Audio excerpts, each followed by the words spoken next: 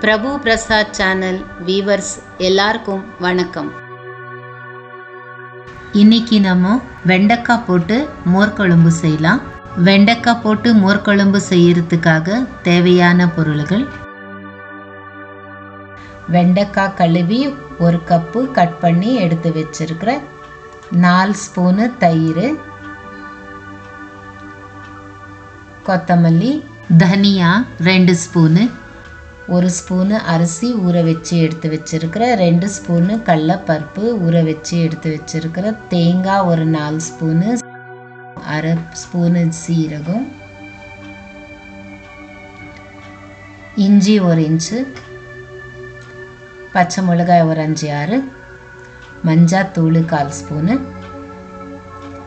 தேவையான அளவுக்கு உப்பு, பெருங்காயம் ஒரு 1/4 ஸ்பூனு, கருவேப்பிலை, கடுகு, தாளிக்கிறதுக்கு எண்ணெய். இப்போ ஒரு மிக்ஸி ஜாரில் தேங்காய் போட்டுட்டு இருக்கிற, தனியா போட்டுட்டு இருக்கிற, சீரகம் போட்டுட்டு இருக்கிற, பச்சை மிளகாய் போட்டுட்டு இருக்கிற, மஞ்சாத்தூள், இஞ்சி, கொத்தமல்லி, கடலைப்பருப்பு ஊற வச்ச கடலைப்பருப்பு, அரிசி, தயிர், உப்பு.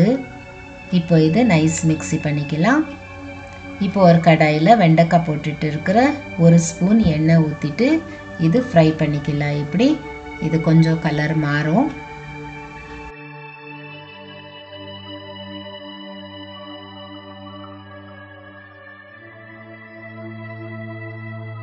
பாருங்க இப்படி.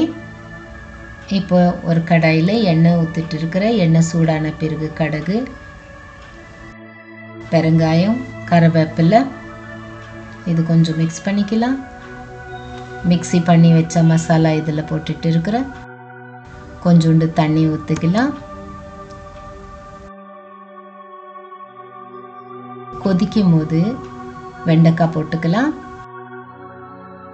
இப்போ இது மிக்ஸ் பண்ணி தட்டை மூடிட்டு ஒரு 3 நிமிஷத்துக்கு வேக வச்சுக்கலாம். பாருங்கள், வெண்டைக்காய் மோர் குழம்பு ரெடி ஆயிடுச்சு. இப்போ இது சர்விங் பவுலில் எடுத்துட்டு இருக்கிற